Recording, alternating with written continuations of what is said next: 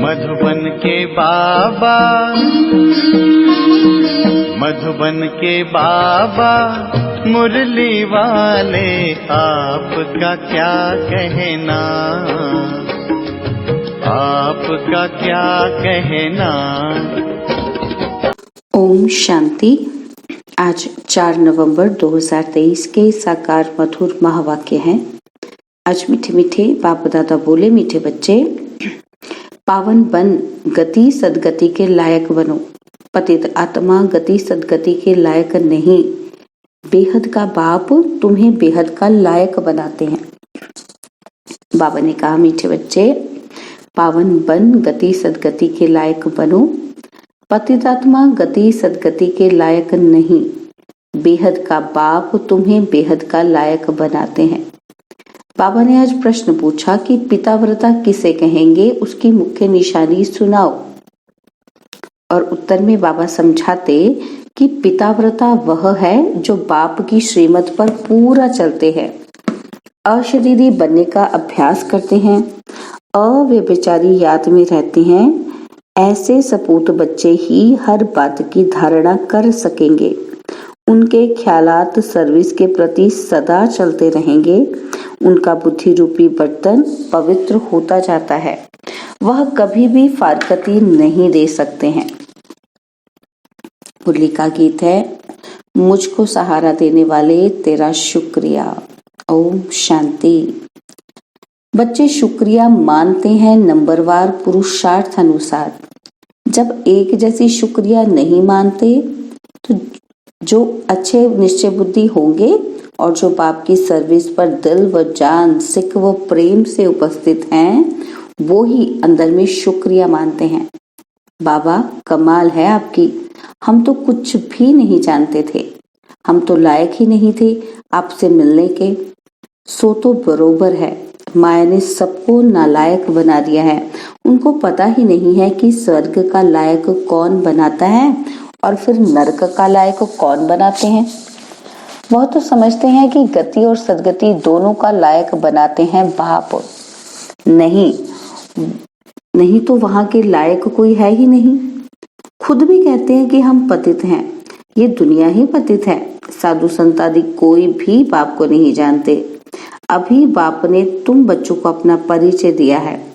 कायदा भी है कि बाप को ही आकर परिचय देना है, यहाँ ही आकर लायक बनाना है। और वहां बैठे अगर पावन बना सकते तो फिर इतने नालायक बनते ही क्यों। तुम बच्चों में भी नंबरवार पुरुषार्थ अनुसार ही निश्चय बुद्धि है। बाप का परिचय कैसे देना चाहिए, यह भी अक्ल होना चाहिए। शिवाय नमः भी जरूर है। वही माता पिता ऊंच ते ऊंच है। ब्रह्मा विष्णु शंकर तो रचना है, उनको क्रिएट करने वाला जरूर बाप होगा। माँ भी होनी चाहिए। सबका गॉड फादर तो एक है जरूर। निराकार को ही गॉड कहा जाता है। क्रिएटर हमेशा एक ही होता है। पहले तो परिचय देना पड़े अल्फ का। यह युक्त परिचय कैसे दिया जाए वह भी समझना है। भगवान ही ज्ञान का सागर है, उसने ही आकर राजयोग सिखाया। वह भगवान कौन है, पहले अल्फ की पहचान देनी है। बाप भी निराकार है, आत्मा भी निराकार है। वह निराकार बाप आकर बच्चों को वर्षा देते हैं। किसी के द्वारा तो समझाएंगे ना, नहीं तो राजाओं का राजा कैसे बनाया। सतयुगी राज्य किसने स्थापन किया, हेवन का रचयिता कौन है, जरूर हेवनली गॉड फादर ही होगा। वह निराकार होना चाहिए। पहले फादर की पहचान देनी पड़ती है। श्री कृष्ण को और ब्रह्मा विष्णु शंकर को फादर नहीं कहेंगे, उनको तो रचा जाता है जब सूक्ष्म वतन वालों को भी रचा जाता है। वह भी क्रिएशन है, फिर स्थूल वतन वालों को भगवान कैसे कहेंगे। गाया जाता है देवताय नमः, वह है शिवाय नमः। मुख्य है ही यह बात। अब प्रदर्शनी में तो घड़ी घड़ी एक ही बात नहीं समझाएंगे। यह तो एक एक को अच्छी रीति समझाना पड़े, निश्चय कराना पड़े। जो भी आए उनको पहले ये बताना है कि आओ तो तुमको फादर का साक्षात्कार कराएं। फादर से ही तुमको वर्षा मिलना है। फादर ने ही गीता में राजयोग सिखाया है, श्री कृष्ण ने नहीं सिखाया। बाप ही गीता के भगवान हैं, नंबर 1 बात है ये। श्री कृष्ण भगवानुवाच नहीं है, रुद्र भगवानुवाच व सोमनाथ शिव भगवानुवाच कहा जाता है। हर एक मनुष्य की जीवन कहानी अपनी अपनी है, एक न मिले दूसरे से। तो जो भी आए तो पहले पहले इस बात पर समझाना है। मूल बात समझाने की यह है, परमपिता परमात्मा का ऑक्यूपेशन यह है, यह बाप है, यह बच्चा है, वह हेवनली गॉड फादर है, ये हेवनली प्रिंस है। ये बिल्कुल क्लियर करके समझाना है। मुख्य है गीता, उसके आधार पर ही और शास्त्र हैं। सर्वशास्त्रमयी शिरोमणि भगवत गीता है। मनुष्य कहते हैं तुम शास्त्र वेद आदि को मानते हो। अरे हर एक अपने धर्म शास्त्र को मानेंगे, सभी शास्त्रों को थोड़ी मानेंगे।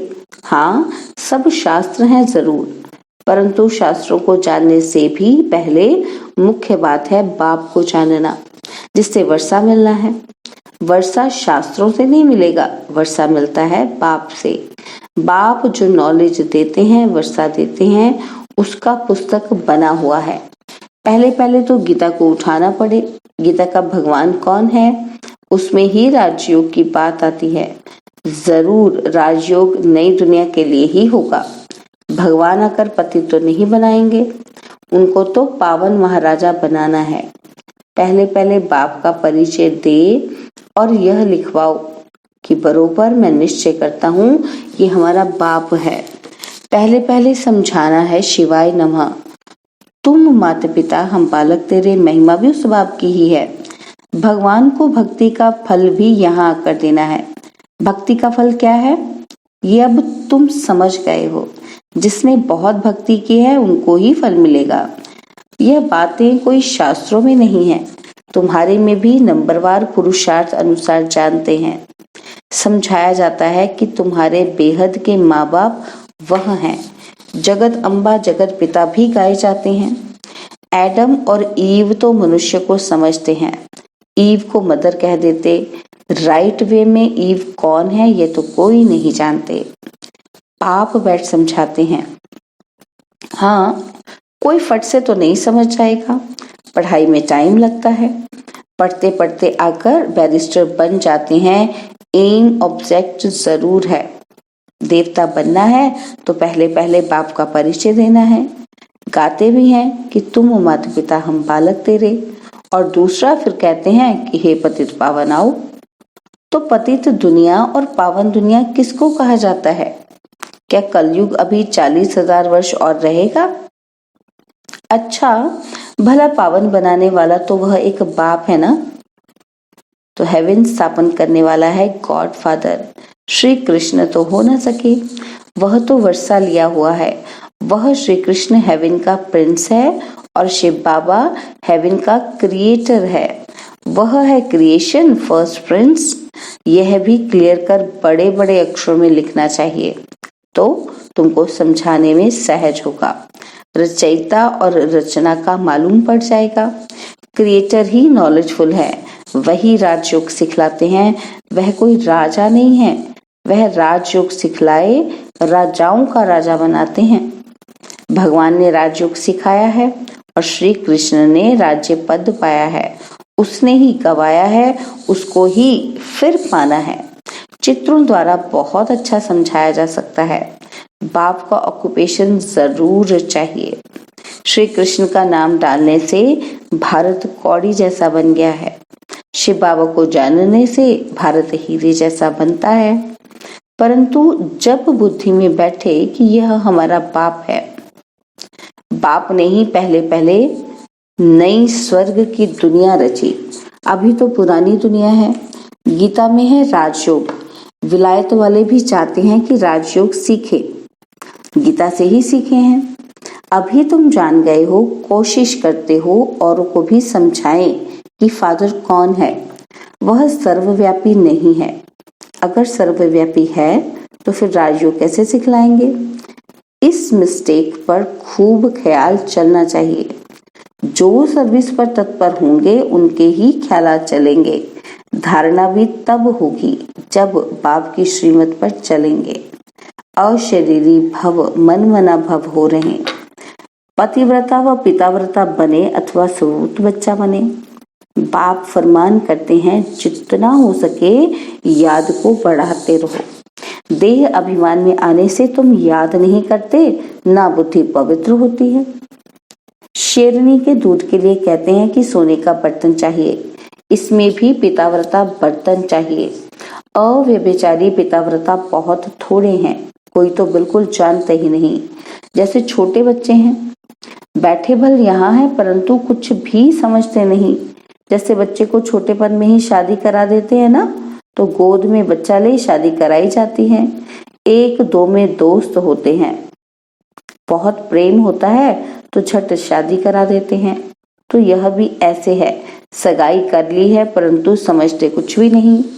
हम मम्मा बाबा के बने हैं, उनसे वर्षा लेना है, कुछ भी नहीं जानते। वंडर है ना। 5-6 वर्ष रहकर भी फिर बाप को अथवा पति को फारकती दे देते हैं। माया इतना तंग करती है। तो पहले पहले सुनाना चाहिए नमः। ब्रह्मा विष्णु शंकर का भी रचयिता यह है, ज्ञान का सागर यह शिव है। तो अब क्या करना चाहिए? त्रिमूर्ति के बाजू में जगह पड़ी है, उस पर लिखना चाहिए कि शिव बाबा और श्री कृष्ण दोनों के ऑक्यूपेशन ही अलग हैं। पहली बात यह जब समझाओ तब कपाट खुले। और पढ़ाई है भविष्य के लिए। ऐसी पढ़ाई कोई होती ही नहीं, शास्त्रों से ये अनुभव नहीं हो सकता।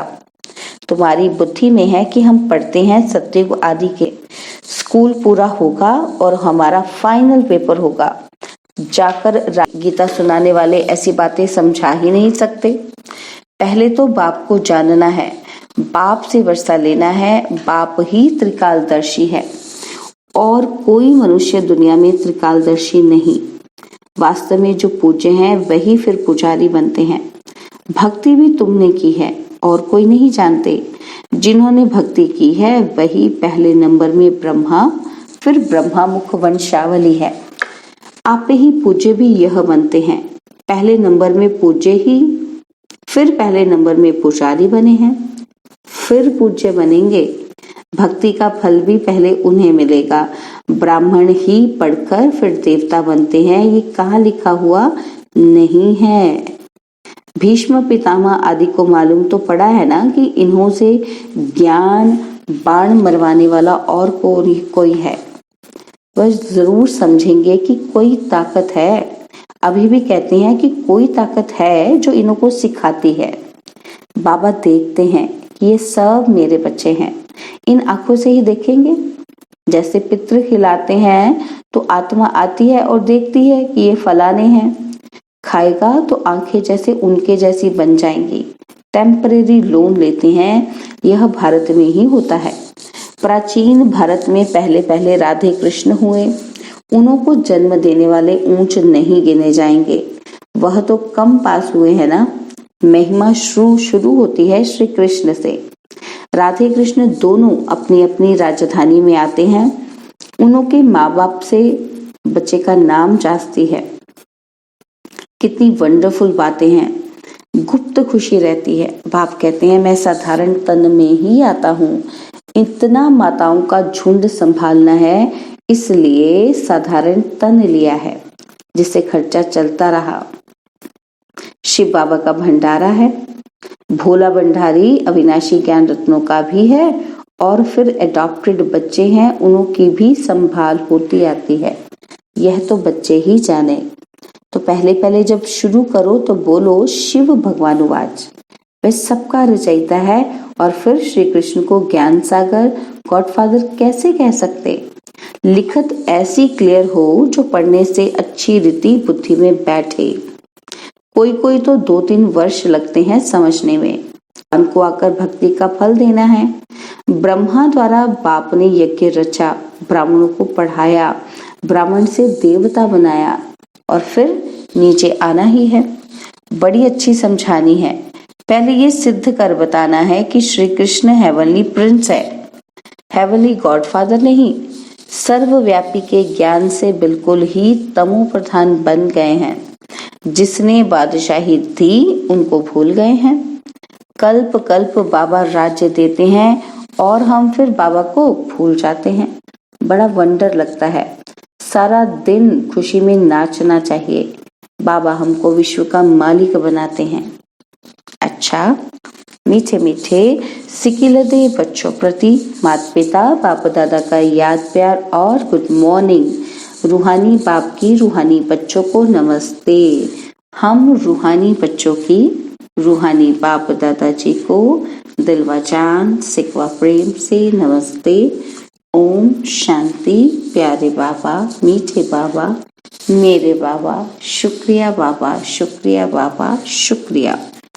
धारणा के लिए मुख्य सार है। पहला पॉइंट है अव्यभिचारी पिताव्रता हो रहना है। याद को बढ़ाते बुद्धि को पवित्र बनाना है। और सेकंड पॉइंट है बाप का युक्ति युक्त परिचय देने की विधि निकालनी है। विचार सागर मंथन कर अल्फ को सिद्ध करना है। बाबा ने कहा कि बाप का युक्ति युक्त परिचय देने की विधि निकालनी है। विचार सागर मंथन कर अल्फ को सिद्ध करना है। निश्चय बुद्धि बन सेवा करनी है। और बाबा ने आज वरदान दिया स्व परिवर्तन द्वारा विश्व परिवर्तन के निमित्त बनने वाले श्रेष्ठ सेवाधारी भव। स्व परिवर्तन द्वारा विश्व परिवर्तन के निमित्त बनने वाले श्रेष्ठ सेवाधारी भव। आप बच्चों ने स्व परिवर्तन से विश्व परिवर्तन करने का कॉन्ट्रैक्ट लिया है। स्व परिवर्तन ही विश्व परिवर्तन का आधार है। बिना स्व परिवर्तन के कोई भी आत्मा प्रति कितनी भी मेहनत करो परिवर्तन नहीं हो सकता, क्योंकि आजकल के समय में सिर्फ सुनने से नहीं बदलते, लेकिन देखने से बदलते हैं। कई बंधन डालने वाले भी जीवन का परिवर्तन देखकर बदल जाते हैं। तो करके दिखाना, बदल कर दिखाना ही श्रेष्ठ सेवाधारी बनना है। स्लोगन है समय, संकल्प और बोल की एनर्जी को वेस्ट से बेस्ट में चेंज कर दो तो शक्तिशाली बन जाएंगे। समय, संकल्प और बोल की एनर्जी को वेस्ट से बेस्ट में चेंज कर दो तो शक्तिशाली बन जाएंगे। ओम शांति। और अब यह एक बहुत अच्छी वीडियो भी जरूर देखें।